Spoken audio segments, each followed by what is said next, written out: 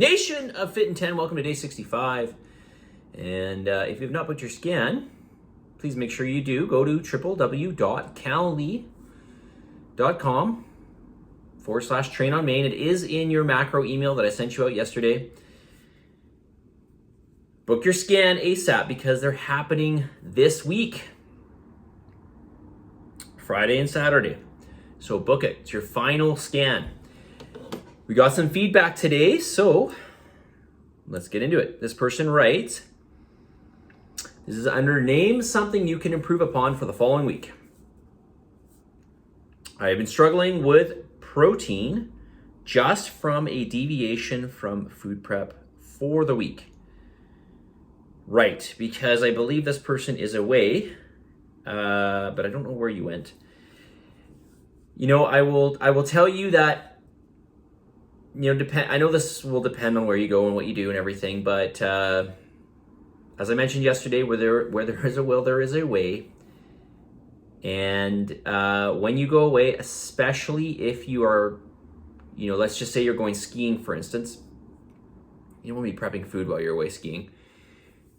So maybe a little too late in terms of this situation. But you can always pre-prep your food or pre-order food from a food company like Two Guys with Knives, and have food ready to go. This is the easiest thing. I've done this before. I did it for competing. I did this when I stayed in.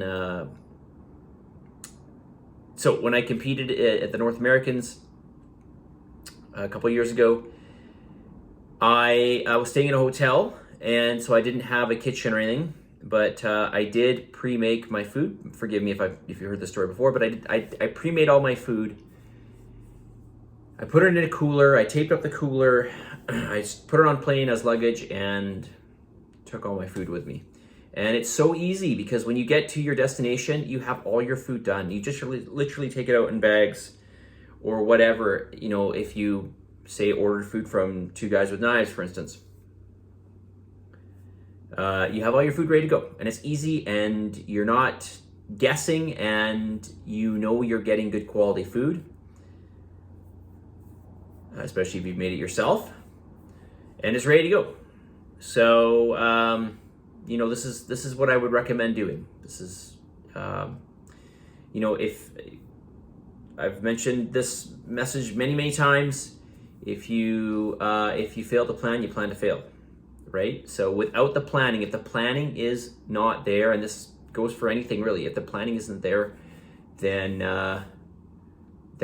you know, it's going to be a really hard thing. And a lot of people say, well, listen, I can't really, you know, live my life planning food all the time. But the reality is you're going to eat every day, and you have to eat every day. And if you're going to wing it, just, you know, understand the consequences with winging it. So again, everything comes with a consequence. There's always give and take. Where we put our energy, we'll see a certain result. Or where we don't put our energy, we'll see a certain result. Right? So at the end of the day, it just comes down to what is ultimately important. And I'm not saying that this to you. I'm not saying that you don't care, because I know you do care, obviously. But it's really just about planning in advance. Whether it is pre-planning, preparing your own food, or, you know, like I said, getting one of these food prep companies. Martina, Coach Martina, she does a lot of Two Guys with Knives.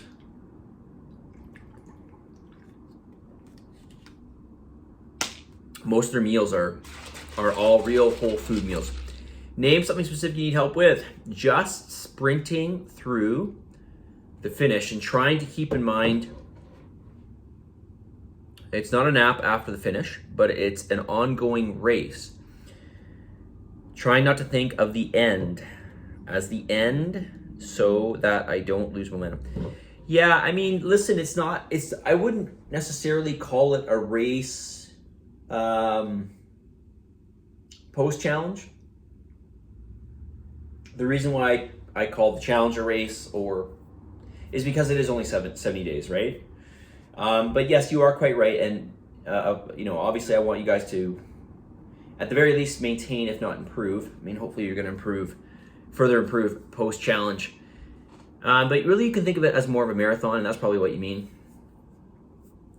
Which means you can maybe eat a little more food, you can have a little more calories, for instance, and maybe not train as intense, not necessarily with the weights. The weight intensity I'd probably keep there, but with your cardio you've been going pretty hard, so you could back off the cardio a little bit, just in terms of intensity.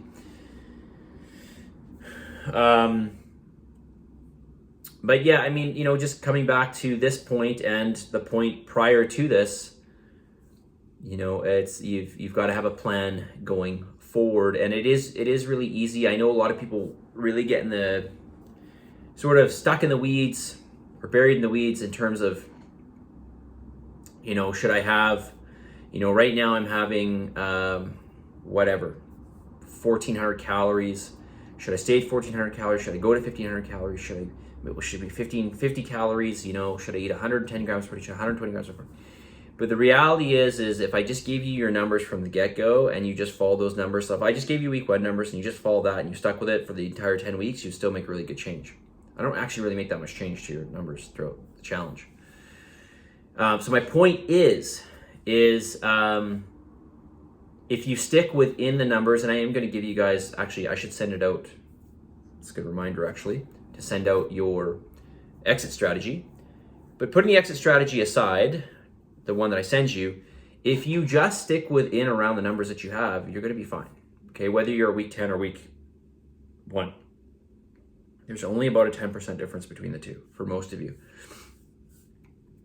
But I would try to stick with probably more of the numbers towards week 5 because the protein's a little bit higher. And that's what I sort of worked you guys up to, at least most of you. So basically what I'm saying is if you stay within that range, you're gonna be fine. All right. Now I know a lot of you don't want to measure and all that kind of stuff, but hopefully you will keep some of the things in. Like, what are probably the 2 most important things when it comes to food? What are the 2 most important things? They're not the only important things, but the 2 probably most important things. Do you know what they are? Eat real whole food. Get a good serving of high quality protein dominant or protein strong food. I'll say protein strong because I always say that. Protein strong food every single meal. Okay, if you do that every time you eat, or 95% of the times that you eat, you're going to be highly successful. I can guarantee you, just following those 2 rules, not even measuring anything out. Okay, but remember, when I say protein strong food, I'm talking about like, a real meat, or perhaps a supplement like a protein powder, or something like a cottage cheese or a Greek yogurt. Again, something that's or whole egg, something that is well, maybe whole egg is not the best example. Let's say maybe an egg white. Not that there's anything wrong with whole eggs. You can have whole eggs, but you can't eat a lot of them because you're just going to get a whack load of fat. Fish, poultry, any kind of real meat, you're going to do exceptional. Trust me, you will do exceptionally well. I'm going to say it again, real whole food. Real whole food. Okay? Fruits, vegetables, meats, starches that come straight from the ground. Okay, tubers like potatoes, yams, rice, that type of thing. Okay, fruits, vegetables, starches, real proteins. Okay, some dairies perhaps. Okay, some farm food. I guess farm food's not the right term. I guess dairy. Real whole food and a good protein source every meal. I guarantee you will do very, very well. If you do that 95% of the time, guarantee you. 9:26 here. What can I do this week to get the optimal numbers out of my scan? Oh yeah. All right, I'll talk about this tomorrow, okay? Because I need to spend a video on this. So I'll talk about this tomorrow so you guys can kind of prep for it in the final days before your scan.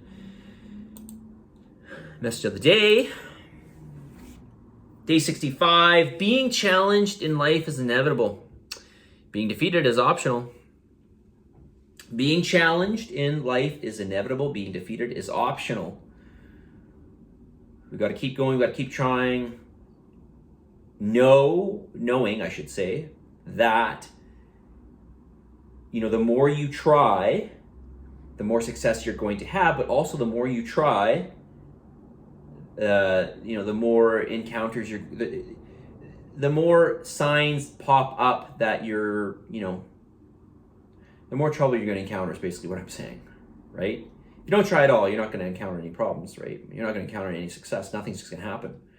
But the more that you try, the more times, obviously, you're going to fall down. And quite surely, inevitably, the more progress you're going to have, right? So you're going to have these mini defeats. But I think, at least when it comes to diet and fitness, it's going to get easier as time goes on. I think it should really get easier for you. All right. The key is to just keep going. Okay. It doesn't have to be perfect. It doesn't always have to be perfect, right? It doesn't always have to be perfect either. Okay. I'm adding in either because, we want to try to work for perfection. We want to try to do our best, but some days might be 50% or some days might be 70%. But the more good days you can put in, the more better days that you can put in, the farther ahead you're going to get. Okay, but you're going to encounter times where you're going to question yourself. You're going to think you should maybe give up or whatever, right? But even keel, balanced, and consistent, right? That is what it's about. Even keel and consistent, balanced and consistent, reasonable and consistent. Those are the two words I usually use, reasonable and consistent. Positive energy, positive vibes, believe in yourself and for the love of God. Give some gratitude, and I'll talk to you all tomorrow.